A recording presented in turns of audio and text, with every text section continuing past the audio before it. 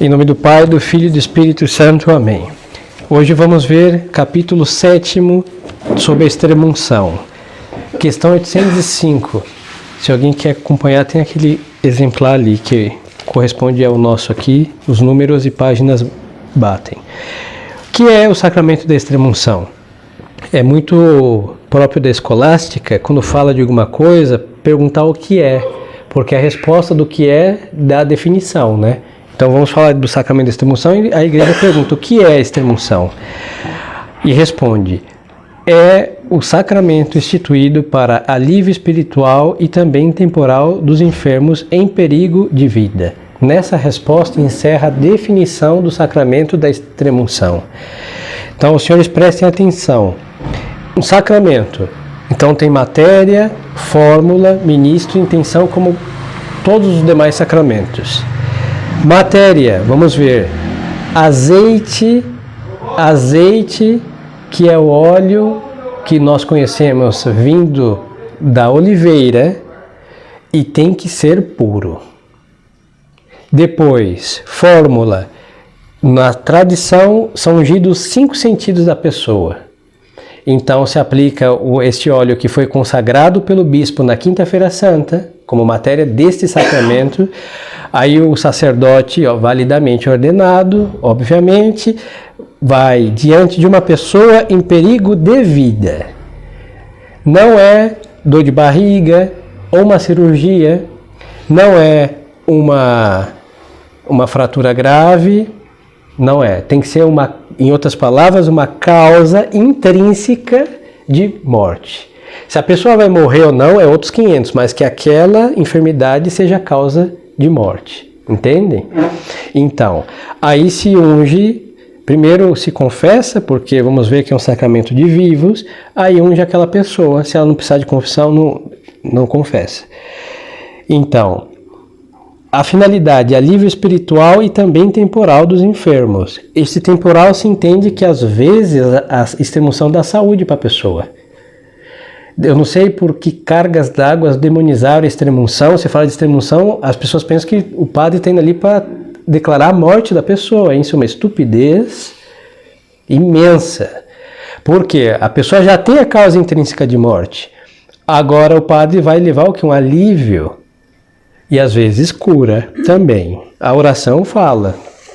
Depois da unção se faz uma oração e ali menciona, se for da vontade de Deus Nosso Senhor, que dê a saúde também, restitua a saúde que a pessoa perdeu.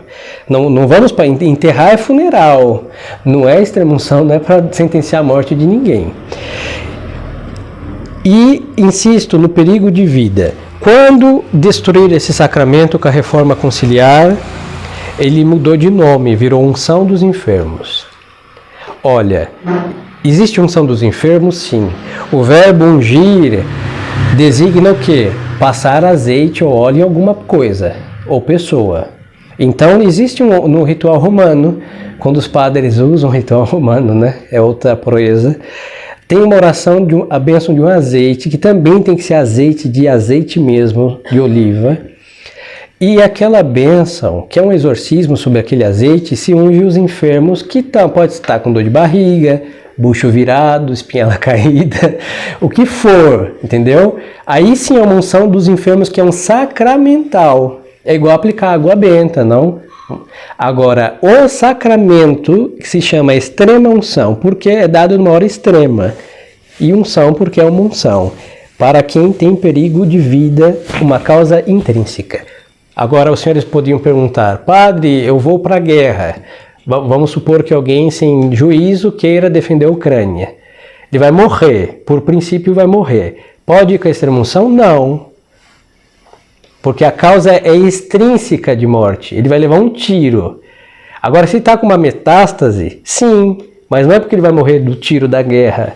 É porque ele vai morrer do câncer. Se supõe isso, entendeu?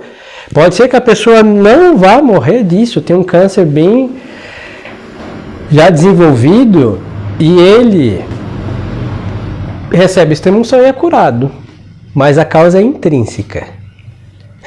Então, os senhores veem a diferença. Eu já vi, infelizmente, eu vi com meus próprios olhos míopes, uma paróquia em São Paulo, era uma quarta-feira, depois do que eles chamam de missa, tinha uma fila da unção dos enfermos. Aí tinha grávida, tinha pessoas idosas, tinha, sei lá, alguém com a unha cravada e alguém com dor de barriga porque comeu vários pastéis da feira, e todos iam receber, entre aspas, um sacramento.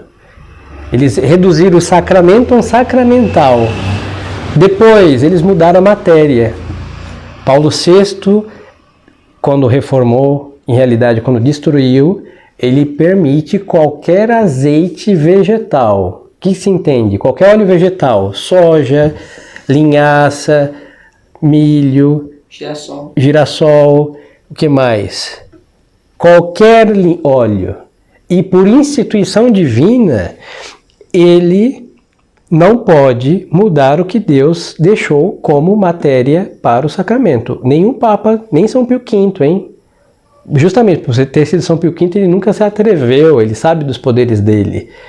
O Papa não pode mudar matéria, fórmula, ministro, intenção de sacramentos, porque isso é da autoridade de nosso Senhor Jesus Cristo, que instituiu assim e pronto. Ninguém tem esse poder. Então, ao mudar a matéria, os outros óleos são matéria incapaz. Ao mudar a fórmula incapaz. E a intenção está mudada, porque virou um sacramental. Como eles diziam, qualquer um entra na fila e recebe uma unção. Agora, o sacramento, por intenção de Deus, é para quem tem perigo de vida como a causa intrínseca de morte. Que efeito produz o sacramento da extrema-unção? O sacramento da extrema-unção produz os seguintes efeitos. Primeiro, aumenta a graça santificante. Como ele disse, é um sacramento, lembremos-nos que existem os sacramentos de vivos e os sacramentos de mortos. Sacramentos de morte mortos para quem está em pecado mortal. Quais são? Confissão e o batismo. E os outros 5 sacramentos são sacramentos de quem está na graça de Deus. Por isso, os sacramentos chamados de vivos, todos aumentam a graça que já está na alma do sujeito. Então, quem vai receber esta unção está em graça. Aquela unção vai aumentar a graça que já está na alma daquela pessoa. Segundo, apaga os pecados veniais e também os mortais que o enfermo arrependido já não possa confessar. Então, pode acontecer o seguinte... Aí os padres que estudaram sabem o que fazer. Vamos ao UTI. A pessoa está baixo os aparelhos. Vamos ao pé do ouvido do enfermo e dizemos coisas para movê-lo ao arrependimento. Ele está ouvindo, hein? Ele não pode reagir exteriormente, mas ele está ouvindo. Um católico batizado, nós supomos o arrependimento, porque todo católico, por princípio, quer morrer na graça de Deus. Aí se dá absolvição e aquela unção pode dar também o perdão dos pecados que ele não conseguiu confessar. O senhor está entendendo? Agora, uma pessoa com consciência, um acidente de carro, aí o padre tem a sorte, para a alma daquela pessoa, na providência de Deus, de parar, está lá, ferido. O padre faz, sei lá, 14 anos que eu não me confesso. Aí a pessoa diz o que ela pode. Às vezes não vai dar para fazer a confissão geral do sujeito, né? 14 anos de pecado, mas confessa o que ele puder, e a mesma coisa.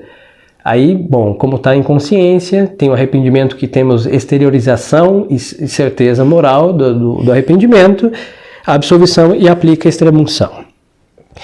Mas então, ele deixa a alma bem preparada para morrer, porque os pecados veniais são perdoados e os mortais que o enfermo, arrependido deles, não possa confessar, mas se arrependeu e obtém o perdão. Terceiro, tira a fraqueza e a languidez para o bem, que permanece ainda depois de se ter alcançado o perdão dos pecados. Então o pecado, não precisa estar doente, hein? A experiência própria mostra que os pecados, sejam mortais ou veniais, que nos escravizam, causam torpor na alma. Não é um pesar. Então a extrema-unção tira essa languidez, esta fraqueza da alma. Então deixa a alma robustecida, porque a extrema-unção vem a modo de remédio. Essa unção é medicinal para a alma. Quarto, dá força para suportar pacientemente o mal, para resistir às tentações e para morrer santamente. É muito interessante. Quando eu fui ordenado, eu já vou fazer 10 anos de padre, então a gente já tem história para contar para os senhores, né, dos quilômetros rodados na nossa vida apostólica. Quando eu fui ordenado, na congregação tinha um padre, que ele tinha a fama de dar extremunção e todo mundo saía rejuvenescido, hein? Tava para morrer, ele quase ressuscitava as pessoas com esse sacramento. Aí ingênuo, né, padre novo, ingênuo.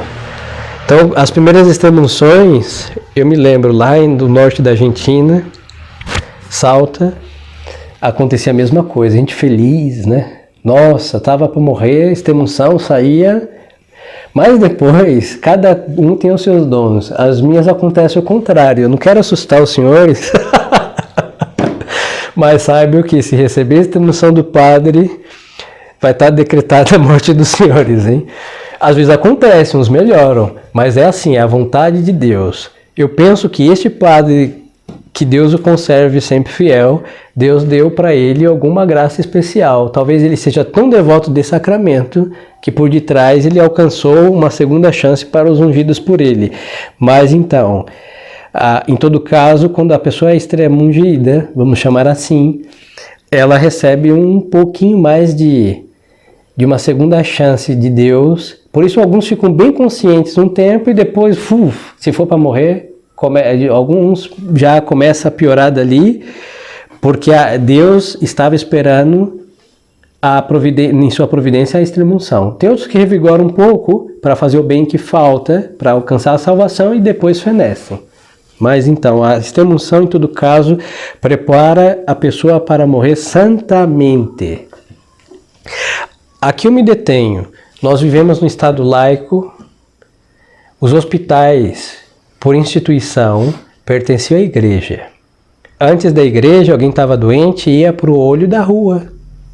Quando nós vemos Nosso Senhor curar os enfermos que estavam na rua, não era porque eles estavam zanzando pela rua, é porque está doente vai para a rua mesmo, para não contagiar os de casa. Os judeus não tiveram a caridade de fazer um hospital. O primeiro hospital que nós conhecemos foi feito por São João Crisóstomo, século IV da nossa religião. Então, quando tínhamos hospitais católicos, existia um capelão no hospital. E este padre vivia enfurnado porque a sua capela se chamava hospital, para atender os médicos, para atender os enfermeiros, por isso tinha missa no domingo, porque trabalham 24 horas, e depois para atender todos os doentes do hospital. Ninguém morria sem assistência. E para aperfeiçoar mais isso, na paróquia, cada pároco tem o seu território, a jurisdição, segundo a tradição, é territorial, então estavam mal, o padre ia à casa do sujeito e já preparava para morrer. Se foi levado às pressas ao hospital, lá tinha um sacerdote que ia fazer o seu ofício.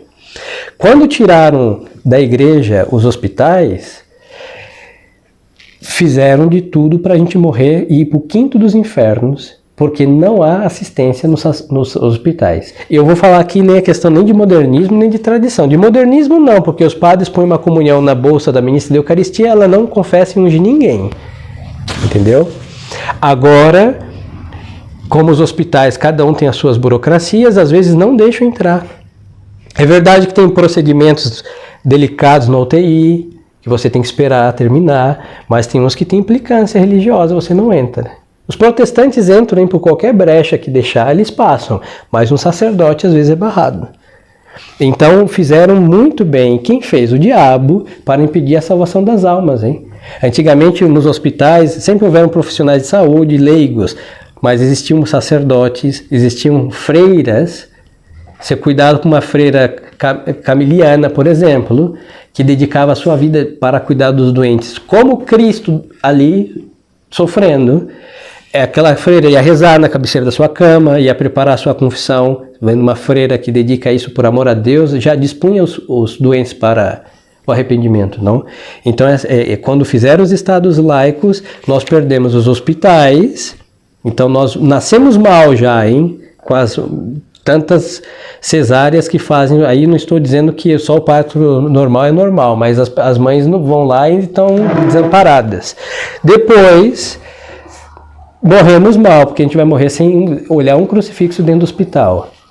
E o resto que sobra, que é o nosso corpo, também, os cemitérios eram da igreja.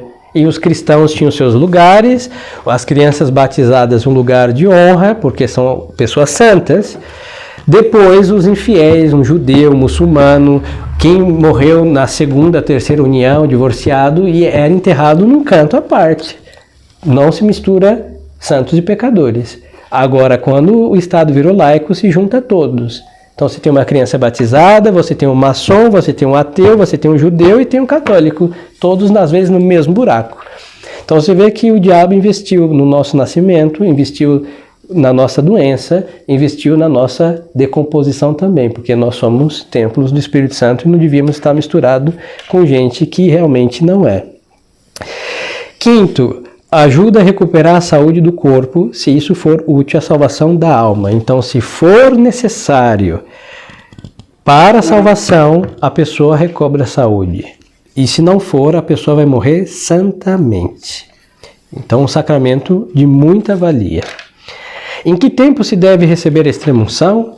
A extrema-unção deve receber-se quando a doença é grave e, se possível, depois de o enfermo ter recebido o sacramento da penitência e da Eucaristia, se possível, e deve procurar-se que o enfermo a receba quando está ainda com plena consciência e com alguma esperança de vida.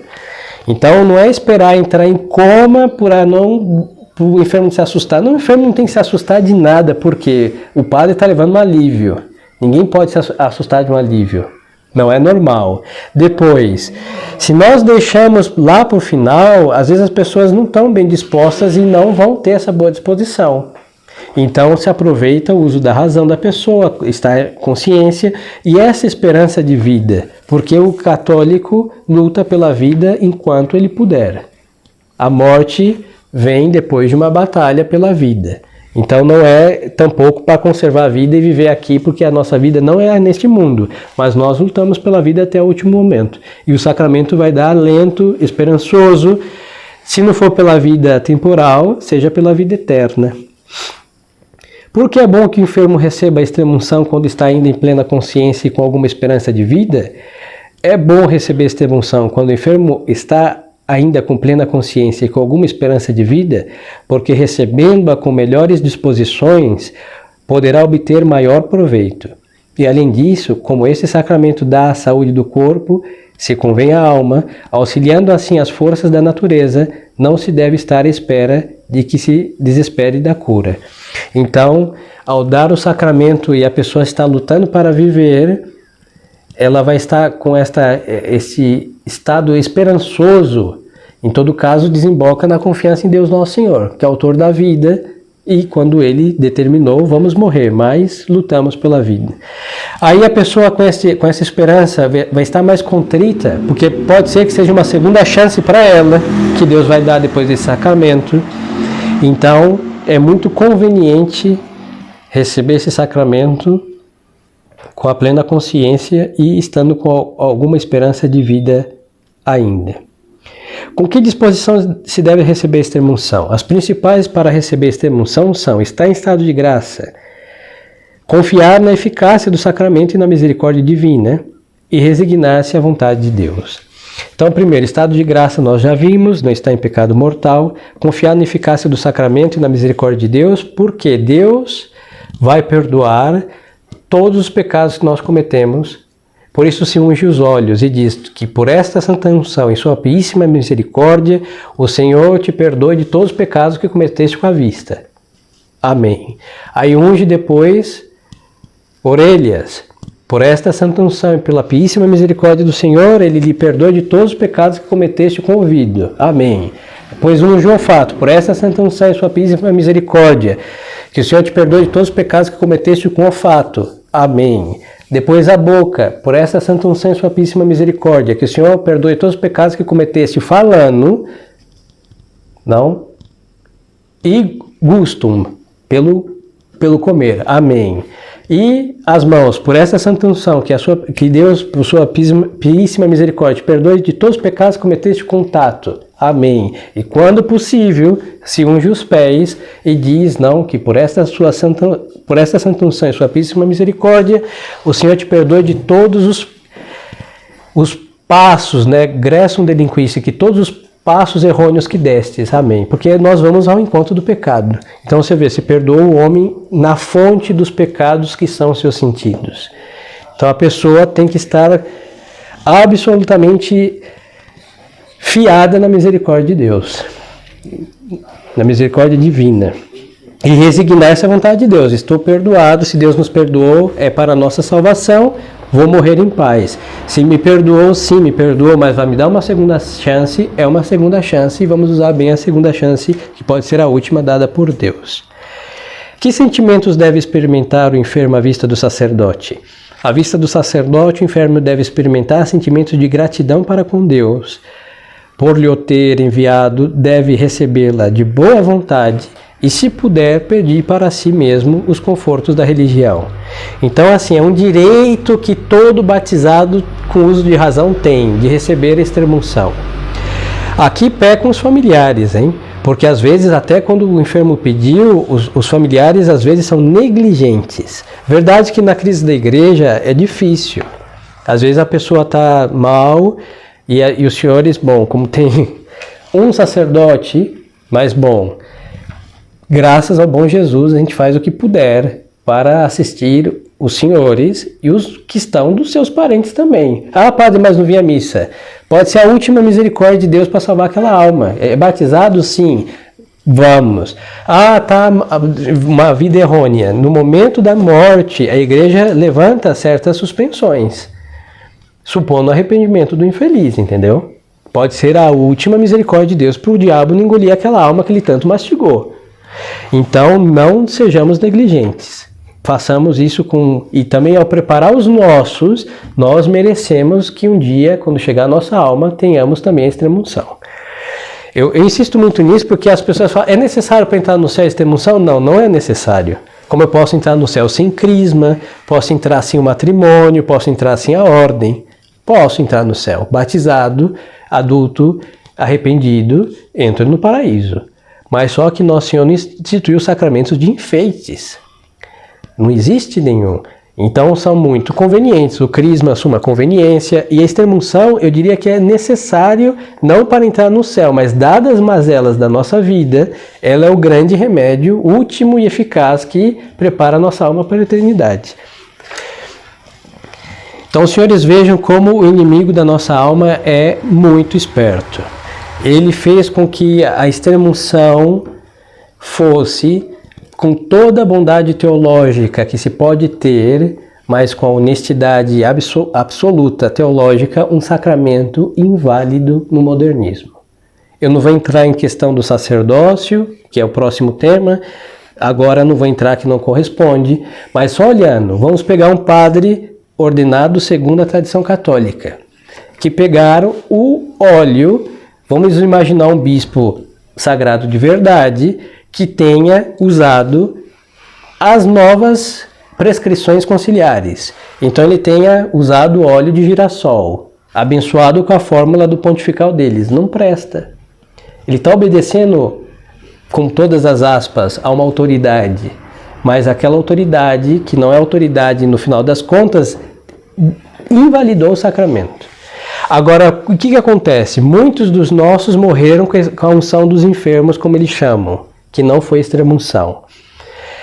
Muitos dos ritos, ao ver um padre que falou de arrependimento, as orações deles eu não conheço, mas suponho que fale alguma coisa desse tipo, pode ter disposto o penitente ao arrependimento e isso salva a alma.